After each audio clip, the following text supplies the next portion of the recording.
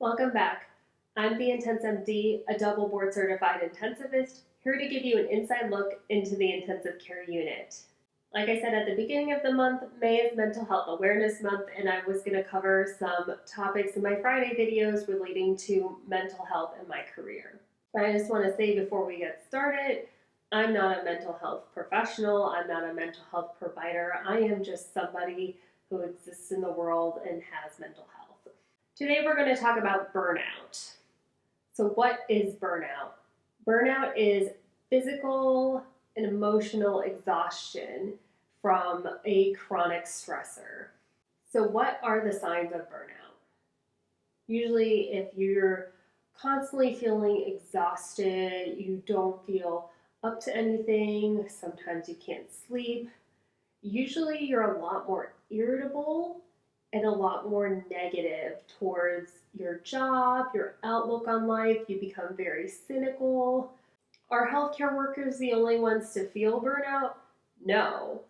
I try to look up the most common professions to experience burnout, and depending on which website you go to, which list you look at, there's all different professions and careers that experience burnout, but the ones that kept coming back are medicine, so that's doctors, nurses, other healthcare workers, people who work in law. Teachers is a big one that kept coming up, and social workers. But of course, anybody can experience burnout if you have a big stressor over a long period of time. I have been burnt out several times in my career so far, and I think it's very important to notice it as it's beginning to happen, because you're definitely not at the top of your game when you're feeling burnt out. When I was a third-year resident, I was also the chief resident. So on top of my clinical duties, I also was in charge of making the schedule for all the residents,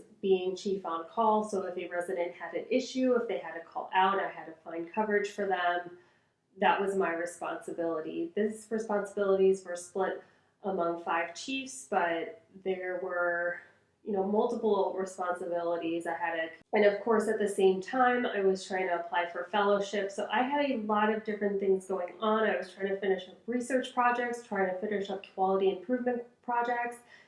And it just got to be so many things on my plate that it felt like everything just fell out from under me in terms of my ability to continue to have the energy to push through. One sign of burnout is having trouble concentrating, and I remember going back through tasks multiple times just to check and double check that I didn't miss anything, because I felt I didn't pay enough attention the first time I did it. I was also a lot more irritable. I had a shorter fuse. At one time, I remember going to the floor to assess a patient, and one of the nurses who I had a very good rapport with and got along with, I don't remember exactly what she said to me that day, but I remember I was not very kind to her. And on my way home, I was thinking to myself, oh my goodness, I'm becoming a monster. I'm not friendly to people anymore. I felt like I was just trying to get through the day and get home. And when I was at home, I was just too tired to do anything.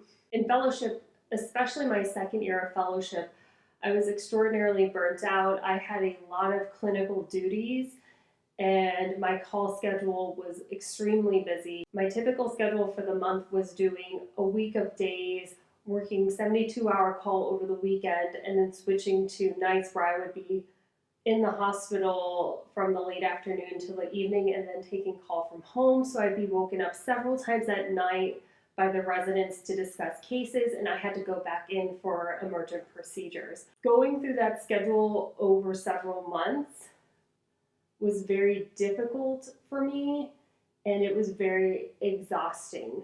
So there was a point in my second year when I would just come home and lay on the couch and stare off into space and do nothing. I was just so exhausted, but I had trouble sleeping.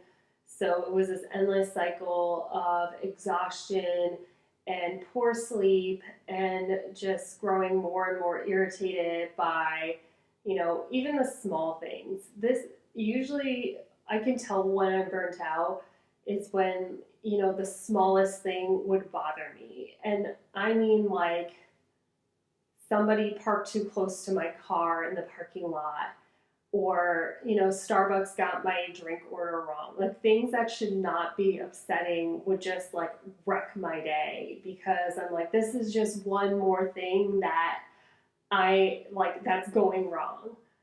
During this past year working in the intensive care unit during a pandemic, and I'm going to make a full video about this next week talking about my personal experience as an ICU doctor during the pandemic.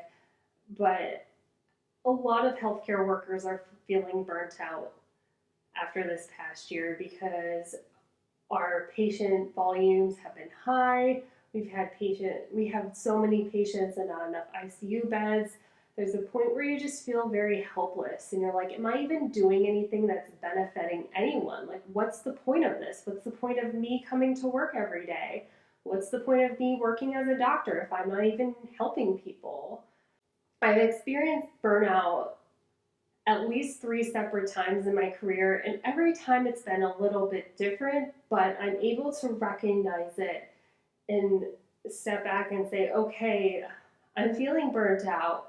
What can I do about this? So, of course, the first step is realizing that you're burnt out. The next thing I would recommend is seeing if there's any tasks or responsibilities that you can take away from yourself. Anything that's unnecessary, I would try to get rid of. Talking to a therapist or a psychiatrist, if you feel that your burnout has gotten to a degree where it's turning into depression, because it's very common for burnout to become uncontrolled anxiety and depression. And also burnout, there's a higher risk of burnout in people who strive for perfectionism, and just realizing not everything needs to be an A+. Sometimes it's okay to get by with a B if the job is getting done. And I'm not necessarily talking about taking care of my patients, but if I'm, writing a paper or doing a presentation, it doesn't have to be perfect. I can tell myself, okay, this is getting the point across. I can stop here. Just recognizing which tasks should be an A+ and which ones can be a B. And of course, preventing burnout is one of the best things you can do for yourself. It's easier said than done, I think, especially if you're not in control of your schedule or the tasks assigned to you. Some things to do are, if there's any opportunity to take a break from work, take a vacation, definitely do that. If you're given a task that's voluntary and you feel you're already doing a lot of things, it's okay to say no. If this is not going to help you promote, if you're not getting bonus or additional salary for doing the task, if it's a task that doesn't excite you, and if it's not going to feel like a passion project, then just don't do it. It's not worth it. You don't have to say yes to everything. And this is a lesson that I learned probably in the past 3 years. Sometimes it's okay to say no, and they will find somebody to do the job.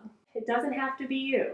I know I'm somebody who's on social media. Obviously, I'm here on YouTube and Instagram, but taking time away from social media, taking time away from your phone in general, is very helpful. And fellowship, when I was feeling burnt out, something that I would do at the end of every day is turn off my phone or put it to the side and read a book. I made sure that the last thing I did before I went to bed was read. And I think not watching Netflix, not watching YouTube, not falling asleep next to my computer while I'm watching videos really helped me get good sleep and feel more refreshed in the morning. Or another recommendation is picking up a new hobby or revisiting a hobby that you've had in the past. I think one of the reasons I didn't become burnt out in medical school is because I kept in touch with my hobbies. I played in an orchestra, I did long distance running, I was in a dance company. So I had things outside of medicine that I was able to do and decompress, where when I started residency, I let go of all of my hobbies. So my whole identity was medicine. So it's important to stay well-rounded, And don't have your career be your only personality trait. That's one of the big reasons I started doing social media, because this is something completely different from medicine. Yes, I'm educating about medicine, but I'm editing videos, I'm doing creative design with posts, and I'm doing photography. These are things that I have no experience with, very obviously. But I'm learning as I go, and it's exciting for me, and I enjoy teaching people about what I do. So I don't see this as something I have to do or this overwhelming task. This is something fun that I do outside of work. So just as I did in my last mental health video, I'm going to leave some mental health resources in the links below. If you have any tips for burnout, feel free to leave them below. They might help somebody else or even myself, because like I said, this is something that I've struggled with multiple times in my career, and I'm sure this isn't going to be the last time. If you're feeling burnt out right now, you will get through it. There is light at the end of the tunnel, even though it may feel like there's just more darkness. With that being said, I will see you on Tuesday for another video.